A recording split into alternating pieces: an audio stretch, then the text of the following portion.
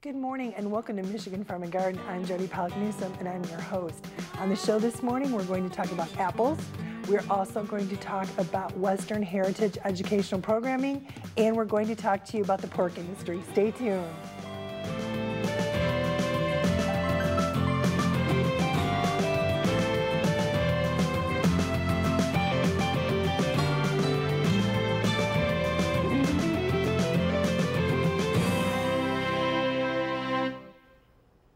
Good morning, and again, welcome to Michigan Farm and Garden. We have some great guests lined up on the show this weekend.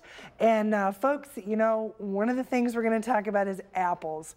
Certainly as we're here at the end of the month, apple season is definitely in full swing. So we have with us Gretchen Mensing. She is with the Michigan Apple Committee. And we're going to talk a little bit about the fact that all those varieties are in full swing. And we're going to talk about some of their programming, including looking at the buy local programming and what we can see and what we can expect when it comes to the apple crop that we have here in our state, certainly knowing that it is definitely one of those powerhouse industries. Then we are going to shift gears a little bit. You know, we've talked a little bit about horses, the equine industry. There's some great opportunities to really be able to learn more, especially when we look at kids and that younger generation. I have Tammy Howe with me, and we are going to talk about the Western Heritage educational programming.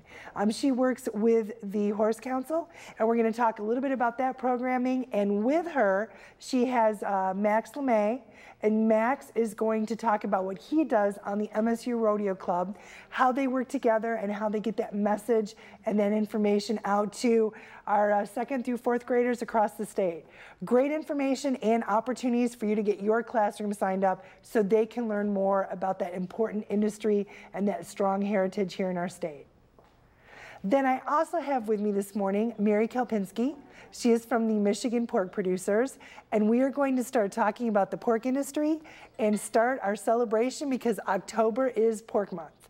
So Mary will be here, we'll talk about the industry, and then she'll come back to show a recipe to us. It looks absolutely wonderful for honey mustard pork tenderloin.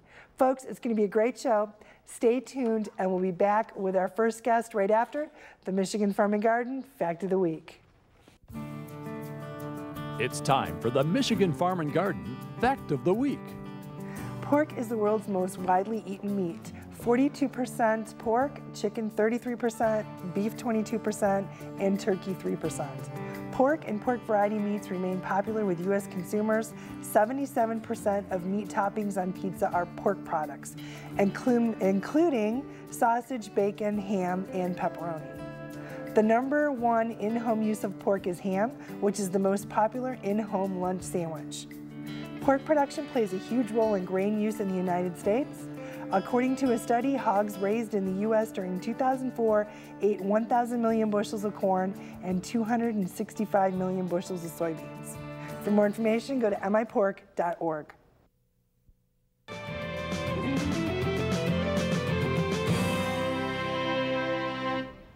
And welcome back. We are back with Gretchen Mensing of the Michigan Apple Committee. Gretchen, welcome back. Thank you. I'm glad to be here again.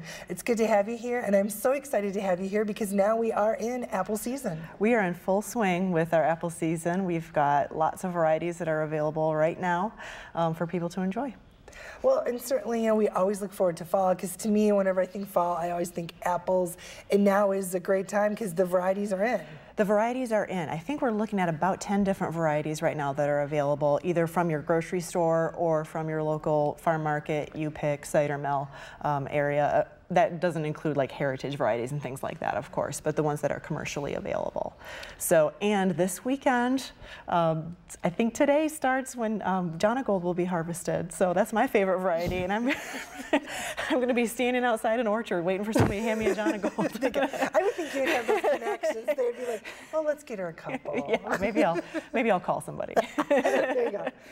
And that's one thing too. I think when you look at the traditional varieties with the new varieties, you know, I know we've talked in the past past. Honeycrisp is one of those new ones. Really, whatever your taste, we have the variety for you. We do. There are different flavors. There's tart, there's sweet, there's kind of a mix of the two. So there's really no reason to not enjoy a Michigan apple. There's a lot of different flavors for every kind of taste that's out there. And Honeycrisp are certainly out there in full force right now in your grocery store, in your local cider mill, farm market. You can find them. Well, and I think that's one neat thing is it's so easy to locate, and you guys come through with your marketing and education and really help get the word out there. Absolutely. We're doing something that we've done for a few years now, our locally grown marketing program that actually started at the beginning of September and is going to go through the end of December. We have, what we're trying to do is really play up the whole locally grown aspect of Michigan apples. So everyone out there really wants to support their local farmer, their neighbor who's growing apples. And consumers really like the fresh quality produce that they can get, you know, right in their own backyard, basically.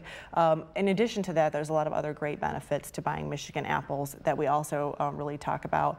The environmental aspect, you know, reducing your carbon footprint because the apples don't have to be transported from another area of the country. In addition to that, we're supporting Michigan's economy by supporting Michigan's growers. So there's a lot of really good reasons to buy local and buy locally grown apples. In addition to that, you can also now buy locally grown Michigan apples and win a trip to Crystal Mountain. So, and that's going on right now as well. If you look at, if you're buying Michigan apples in a bag, there's a little tag on the closure that can give you information about a sweepstakes that we're offering with Crystal Mountain to win a weekend getaway. Well, and that's so important, especially, you know, given Michigan, the opportunities to get out there, travel. We talked about culinary tourism. That's really a nice event to put that together with apples and travel. Absolutely, and we do really appreciate the support of Crystal Mountain as well. They support the locally grown concept also. Well, and we're looking at that. You said we have through the end of December?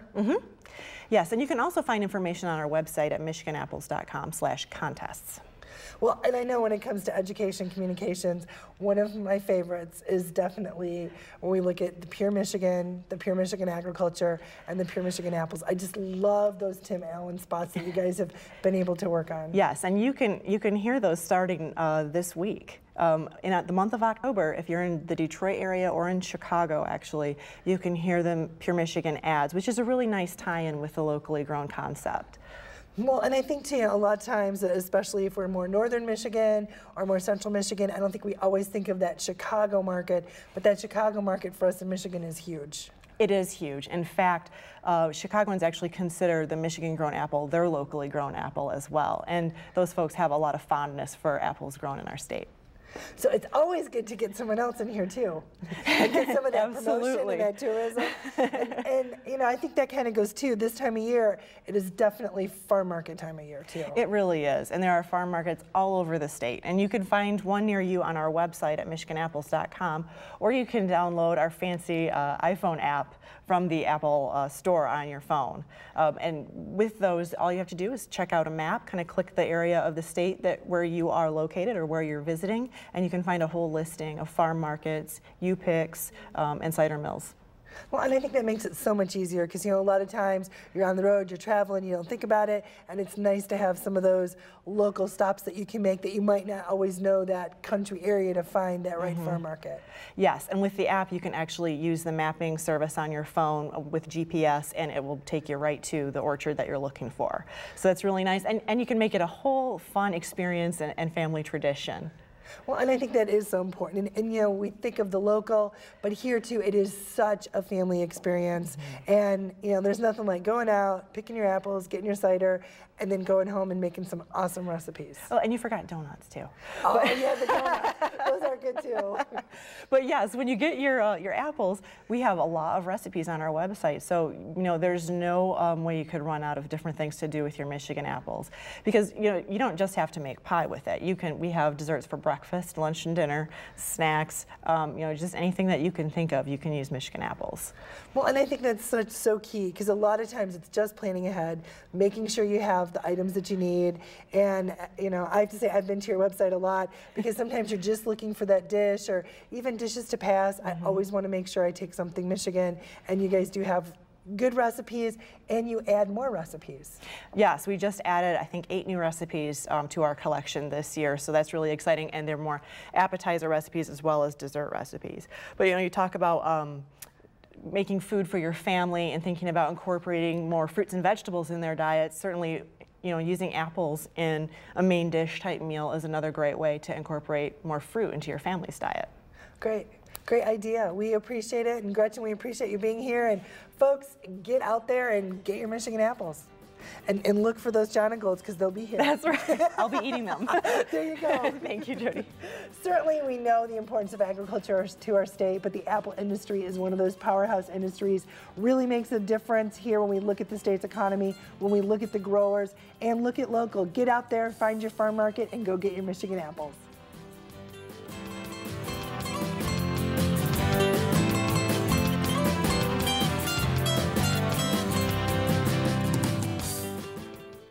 The Cherry Marketing Institute wants you to know about tart cherries. Cherry's red color comes from powerful antioxidants. Available year-round, it's easy to incorporate cherries into your daily diet. Visit choosecherries.com.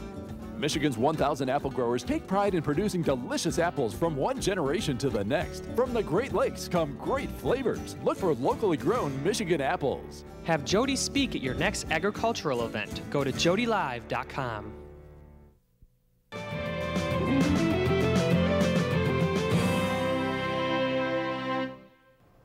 And welcome back. We are back with Tammy Howe and Max Lemie. Welcome to the show. It's good to have you guys here. Thank you. Tammy, I'm going to have you start and tell us a little bit about yourself. And okay, sure. Then we'll touch base with Max, and then we're going to talk about this really cool programming that you guys do. Okay.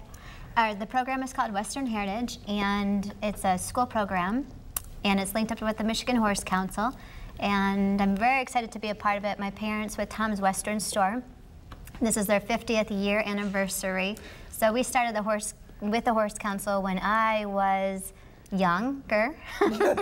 And now we are doing an educational program to bring back to the kids and to educate them about the horse industry, but also cowboys and the cowboy character and our Western heritage, which is our foundation for America.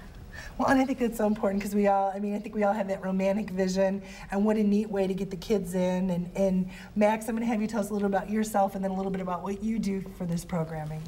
Yeah, I'm the vice president of the MSU Rodeo Club, and as a club, we do have a competition team that travels around the country and competes against other colleges. And then we have just the general club, which one of the things we like to do is school visits.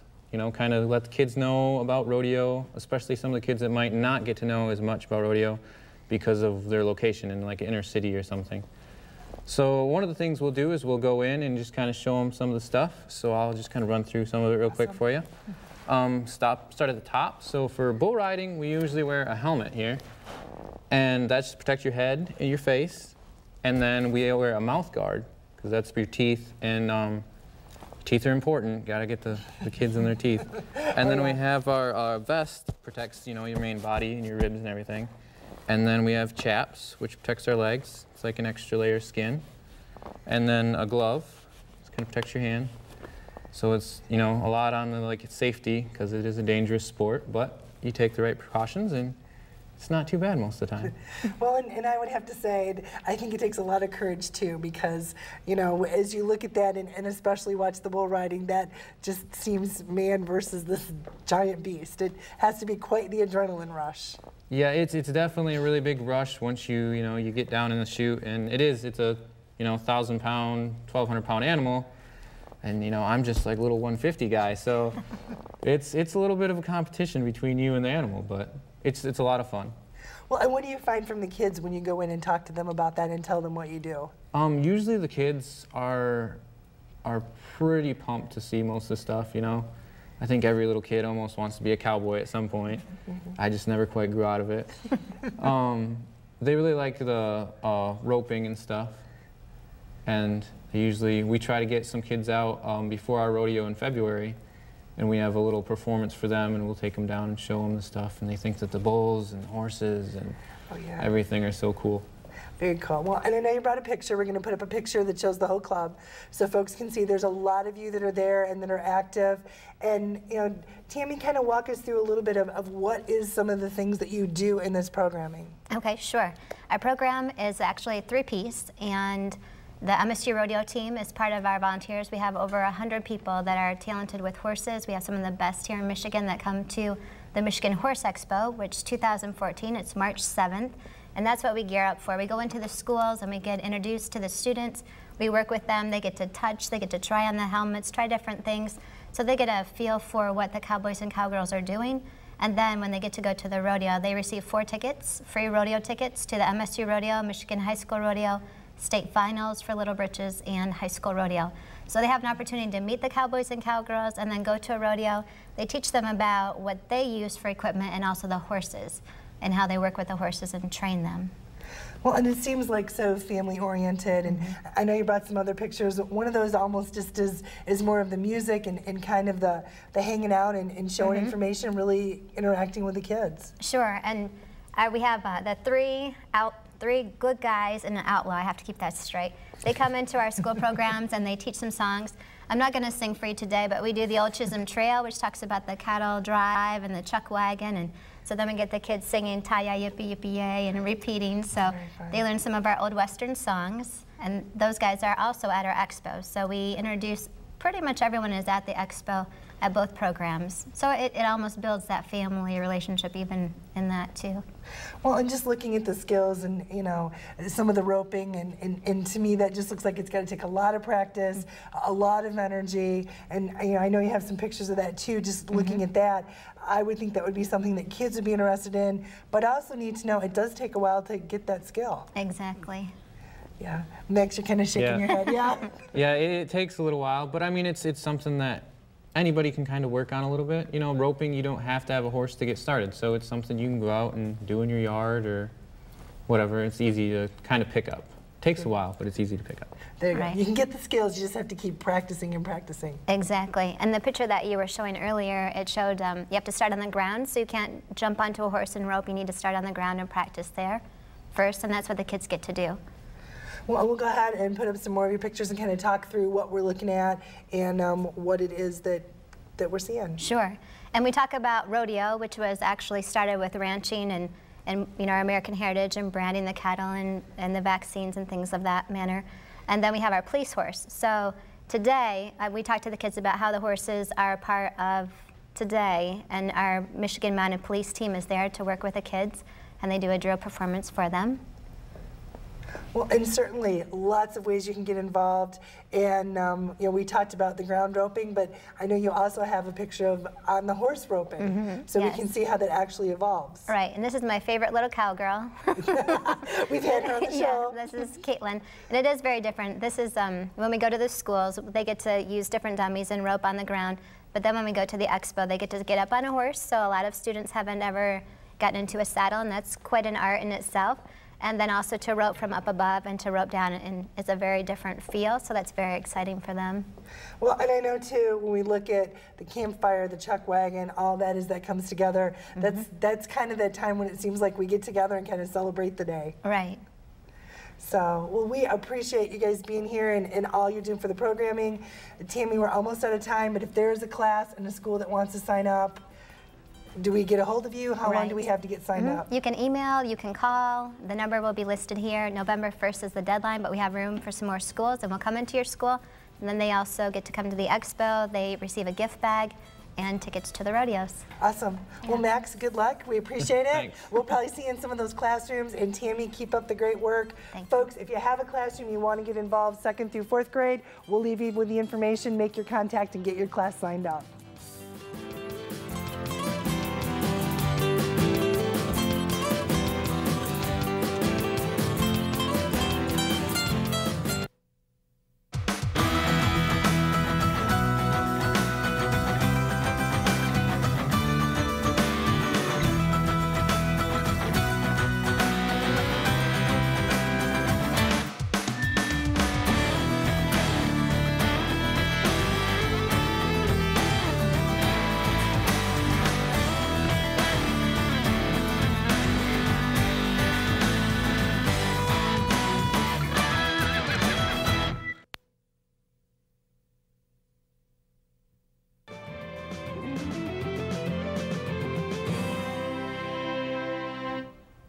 And welcome back. We are back with Mary Kelpinski of the Michigan Pork Producers. Mary, welcome back. Well, thanks for having me again. It's that time of year. Here we go. It is. It's always, any time of the year is a good time of year to have pork. So October's a great time. Yeah, and I always think of it fall, October. October is pork month. That's kind of what I'm thinking. Fits real well with those apples. It does. It does. I know I should have coordinated better. I know. Yep. Next time I will. Next time I will. Well, and certainly, you know, I like talking about the pork industry because I think you guys have one of those great stories of looking at what do consumers need and how do we really fill that market. We certainly do. We are constantly trying to provide consumers with what they're looking for. And so, you know, back in the 70s, consumers told us that they wanted something that was leaner. They started looking at their diet and really kind of realizing what their diet did for their health. And so one of the things they did was cut out the fat that they were eating. You know, everybody wanted something that was lean and not very fatty. And it used to be that pigs had about 3 inches of back fat. And so we had to kind of put the pigs on a diet and get them to the type of product that consumers were looking for in the meat case. And so today's pigs have less than 1 inch of back fat. And so it's a real lean, nutritious product that fits in a heart-healthy diet. Well, and I think too, you mentioned also, we look at the nutrition side, we look at the safety side. You don't have to cook pork too long anymore. Right. It seems like you used to cook it a really long time. Everybody used to be worried about that. And we say it's not your grandmother's pork anymore. That it's because it's so lean, because it doesn't have that insulation of all the fat around it, it really dries out pretty quickly. And today's pork is so safe because of the way we raise it. So you really don't have to worry about trichinosis, which is what everybody was worried about, those little worms. It's very safe. You can cook it to 145 degrees with a 3-minute rest. It can still be pink in the middle, and it's completely safe. Well, and I think that's so important you say that because I have been places before and, you know, perfectly cooked pork is amazing. Oh, it is. And you know what? If people contact us on our website, mipork.org, and let us know they would like a meat thermometer, we'll send a meat thermometer along with recipes to them. Well, and that's one thing too. I mentioned definitely Gretchen and apples and recipes, but you guys in recipes, I mean the commodity groups, you have the best recipes for those products. I think we do. We have over 1,700 recipes on our website that they can search by cut, by cooking temperature, by you know, cooking process, and really find a recipe that fits whatever needs they want. Well, and I have to say too, as much as you've been on the show, there's so many opportunities when we talk about pork and the versatility to do the crock pot, to have the quick meal. It's so easy. I keep trying to come up with a new recipe to highlight here, which obviously there's a lot to pick from, but that's very true. Pork is very versatile, and it blends itself well with different spices and different types of cooking. We've seen a big surge in the food service industry with pulled pork. You know, everybody talks about bacon. There's bacon on everything, but we've also seen a lot with the pulled pork coming out and the pork barbecue, and so just different ways to try it and different spices and everything. Well, and I know too, when we look at the opportunities with pork, there's also some times when there are some really good sales, and you can really try some new cuts or try something different. Oh, definitely. I mean, I try to stick with the leaner cuts. The leaner cuts are the cuts that end in the word loin. And so that's actually one of the ones that's usually on sale. The whole boneless loin is a big piece of meat that you can use in so many different recipes. And, you know, you can cook a roast one day and actually have leftovers the next day or 2 days after. So it's very versatile and really, you know, it's nice when it goes on sale and you can stock up on your freezer. Well, and I like that too, because you always have those tips of things we can do now and ways we can use them later. And with your website, it's so easy to incorporate that into your menu plans. Oh, very easy. And most of our recipes also are really nice. They usually only have about 6 ingredients or less. So there's something that you can whip up really quick at night, you know, when you get home from work and fit it into your schedule, everybody's busy schedule. Well, Mary, you brought a recipe, honey mustard pork tenderloin. Yes. Make sure I get that right. So I think we'll take a quick break, then we'll come back and you can show us talking about loins and how to make them. You can share the recipe with us and then we can go ahead and make it. Sounds wonderful. How's that? Folks, stay tuned. Make sure you have your pen and your paper. We will be back right after this message.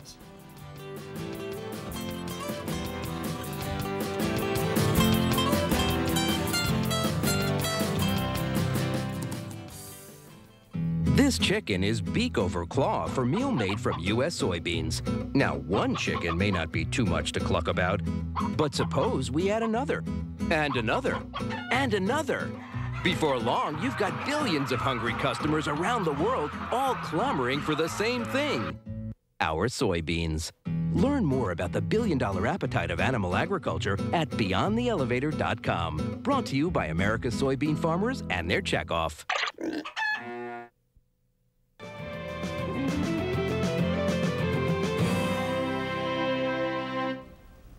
And welcome back. We are back with Mary Kelpinski of the Michigan Pork Producers Association, starting our celebration of October's Pork Month. Let's have pork for dinner every night. There you go. And it's so easy. I'm going to turn it over to you. And you talked about those loin cuts. Yes, yes. This is actually the tenderloin. A lot of people get a little bit confused. It's comparable to the beef tenderloin, so it's just that smaller muscle.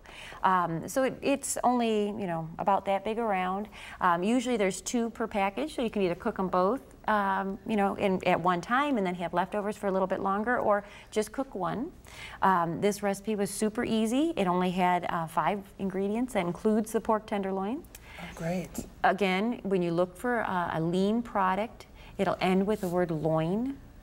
So the tenderloin is the leanest. It's lower in fat, calories, and cholesterol than skinless chicken breast. Really? So it really, last January, got the American Heart Association's Heart Healthy certification because it's so lean. That's awesome. I just really put all the ingredients in a Ziploc bag and kind of shook it up a little bit and put it on the in the oven for about a half hour. So it just has the pork tenderloin, honey, cider vinegar, brown sugar, and Dijon-style mustard. Very easy. Just really remember, don't overcook it. I had to check it a couple times with the meat thermometer. It can actually be a little bit pinker than it is, but because I cooked it ahead of time, it cooked a little bit longer. And so, you know, we'd like to see a little bit of pink right in the center, and then you'll see it, it'll be nice and juicy and tender. Well, and I think it's so nice and so easy, especially as you mentioned. A nice thing that you can get, have some loin in the freezer, in the fridge, great opportunities, and then you can pull it out. And I have to say, we always keep some in there, and when we have like company show up, oh, yeah, we stuff it, stick it in the oven, and perfect. Perfect. Very easy. And then you don't have to take time to really make a lot else to go with it. Exactly. I mean, this is real nice. And then we're an empty nest now, so it's just my husband and I. So we'll have the pork tenderloin for dinner tonight, and tomorrow we'll probably put a little gravy with it and have it on a sandwich bun, or, you know, or even in a salad. It works out really well. Well, and I think that's one of the nice things, to make sure you have it, get it, have it in your fridge, have it in your freezer, and then you can have it anytime you get those opportunities for some of those meals. Definitely, definitely. It cooks up real quick and fast. Folks, if you would like to try this recipe, you can visit us online at MichiganFarmandGarden.com or write to Michigan Farm and Garden Recipes, P.O. Box 461, Williamston, Michigan 48895. Or, Mary, you said we can go to your website. Check out our website and contact us, and we'll send you a meat thermometer. Well, and I think that's so important because you want to make sure you have those tools that you need. Exactly, exactly. It's amazing how quickly it cooks up. Well, and certainly when we look at pork and think about the industry, you know, I think we've really thought of pork for breakfast, how important that is, and it really does fit well for those morning meals as well. Oh, it does. Research has really found that if you eat a breakfast that's high in protein, you're less likely to eat and snack the rest of the day. So it's a good way to lose weight. It also helps teenagers when, you know, you give them a good breakfast with protein in it before school. They tend to be more alert during school, and so they actually do better. So it fits in everybody's diet. And sometimes that's important because it's hard to get them up and get them going in the morning. It is, but what gets you up better than bacon cooking? That's true. That's true. If the smell doesn't do it, then the taste definitely does. But it's definitely a meat that you can eat all day. Well, and I think that's so important because a lot of times when you think of dieting, you're not really sure how different meats fit. How does it work? And to me, it's just a great story when we look at the pork industry. It definitely is. It's not surprising that pork is the #1 meat that's consumed worldwide. It actually outdoes chicken and beef as far as the number of people that eat pork for protein. Well, lots of opportunities and lots of reasons to celebrate. Go out and go shopping. There you go. Folks, have a great week. Make sure you get out there. There's lots of opportunities to take advantage of Michigan. We've talked about apples. We've also talked about the pork. Get out there, get to your farm market, get to your store. Make sure you get that pork in your freezer, get it in your fridge, and visit us. We will share some great recipes with you. You have a great week. We will see you back here next weekend, and we're going to have Mary back, and we're going to share another recipe, and we're going to talk more about pork and how the industry has changed. Have a great week. Bye-bye.